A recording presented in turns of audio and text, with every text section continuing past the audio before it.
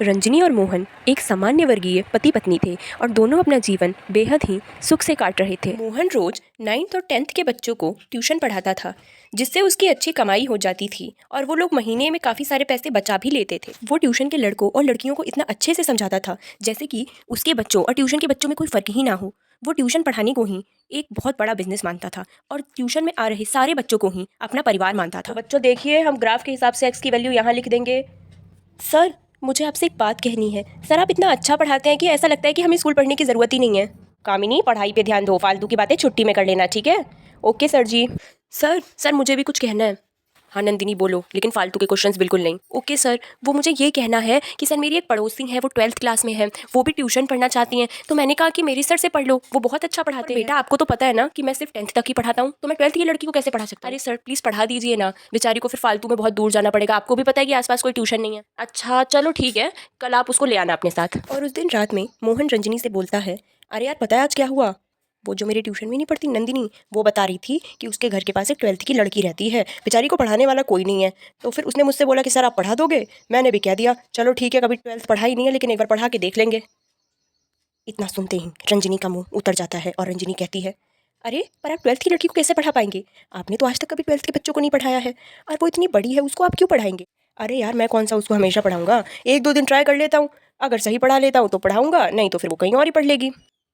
अरे पर फिर भी 12th की लड़कियां बहुत बड़ी हो जाती हैं, उनको पढ़ाने की आपको क्या ज़रूरत है? आप जेंट्स हैं, वो लेडीज़ हैं। अरे यार 12th की लड़की पैसा भी तो काफ़ी देखी, और तुम्हें पता ही है हमारी घर की हालतों को देख कि हमें पैसों की सख्त ज़रूरत है। आखिर मैं कब तक 10th को पढ़ाता रहूँगा? कुछ मेरी भी समझ में आ जाएगा। अच्छा ठीक है, देखते हैं वो कल आएगी ना।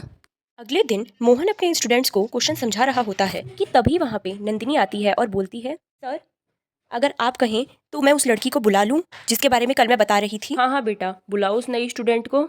काशवी, काशवी इधर आओ। इतने वहाँ पे काशवी आती है जो कि गजब की सुंदर होती है, और काशवी को देखकर मोहन के दोनों स्टूडेंट पागल से हो जाते हैं। काशवी, आपने कौन सा सब्जेक्ट ले रखा है 12th में? सर मैंने मेडिकल साइंस ले रखी है, पीसीबी। अच्छा, तो यहाँ पे तीनों सब्जेक्ट पढ़ोगी? हाँ जी सर, तीनों सब्जेक्ट पढ़ूंगी। ओके डोंट वरी, मैं तुम्हें अच्छे से पढ़ा दूंगा, बस तुम्हें डेली क्लास अटेंड करनी पड़ेगी। ओके सर, मैं भी मन लगाकर पढ़ूंगी। और ट्यूशन पढ़ाते वक्त भी ना जाने क्यों बार बार मोहन की नज़र काशवी पर ही पड़ रही थी। आखिर काशवी थी ही इतनी सुंदर कि उसकी सुंदरता से सब लोग ही उसके प्रति आकर्षित हो जाते थे। अरे देख रहा है भाई, सर कैसे बार बार काशवी की तरफ देख रहे हैं?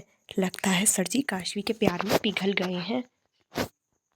हाँ तू सही कह रही है, मुझे लगता है कि अब मैम को बता देना चाहिए कि मैम आप डेली ट्यूशन आया करो, कहीं सर आपके हाथ से निकल ना जाए। हाँ बोलो काशवी, तुम्हें कुछ पूछना था मुझसे?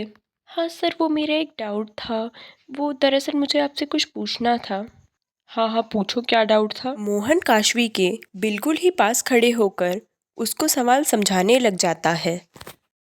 भाई देख रहा है, सर ने इतने पास खड़े होकर तो आज तक हमें कुछ नहीं समझाया। लगता है सर जी फिसल गए काशवी पे, अपनी उम्र नहीं देख रहे हैं, इतने बूढ़े हो गए लेकिन फिर भी बच्चियों पे नज़र डाल रहे हैं। देखकर कि मोहन की ट्यूशन में एक और नई लड़की आई है, रंजनी भागते हुए ट्यूशन में आती और वहाँ जाकर देखती है कि मोहन उस नई लड़की के बिल्कुल ही पास खड़ा होता है और उसको कुछ समझा रहा होता है उसकी आंखों में देखकर। यह देख के रंजनी ऊपर से नीचे तक जल भुन जाती है।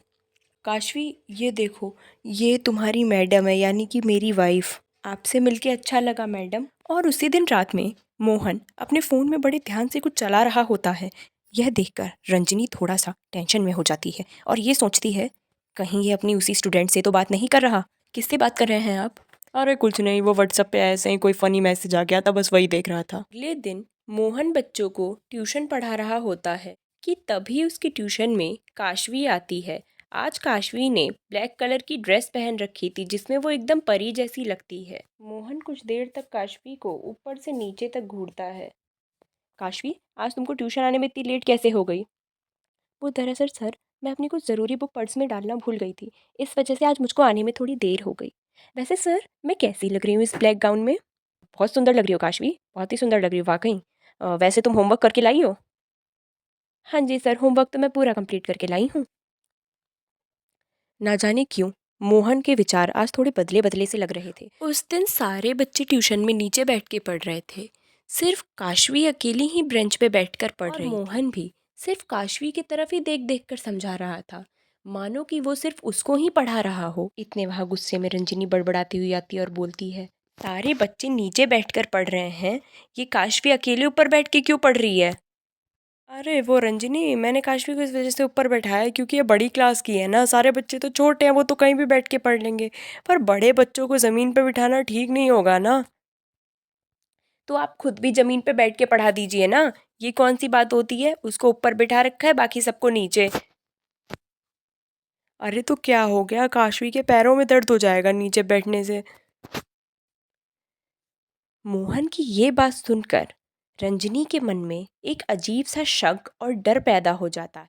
और मोहन उस दिन रात में काशवी से चैटिंग कर रहा था और काशवी को भेजा, हेलो काशवी, कैसी हो, कल ट्यूशन में साइंस लेकर आना। मोहन को किसी से चैटिंग करता हुआ देखकर रंजनी का मुंह बन जाता है और रंजनी पूछती है, ये आप किससे चैट कर रहे हैं इतनी रात को? अरे यार, क्या फ़ोन में और कोई चीज़ नहीं होती? ज़रूरी है कि किसी ना किसी से चैट ही करता रहूँगा? और तुम ये कहाँ से फालतू के शक पाल रही हो? अच्छा, तो मैं ये कह रही थी कि क्या कहते हैं, मैंने आज मेकअप कर रखा है, तो मैं कैसी लग रही हूँ? यंग लग रही हूँ ना अपनी उम्र से? अरे यार, जितने की तुम हो उतने की तो लगोगी ही। आखिर मेकअप वेकअप करने से तुम्हारी उम्र 16 या 17 साल की तो हो नहीं जाएगी? तो रहने दो ये फालतू की चीज़ अपनी शक्ल पे लगाना, वैसे भी इससे शक्ल में ही दिक्कत आएगी। उधर दूसरी तरफ रोज़ ट्यूशन पढ़ाते टाइम दिन प्रतिदिन मोहन और काशवी के बीच नज़दीकियाँ बढ़ती ही जा रही थी। मोहन को तो एक नई और अच्छी लड़की मिल गई थी, साथ ही साथ काशवी को भी अपने ट्यूशन टीचर से प्यार हो गया था।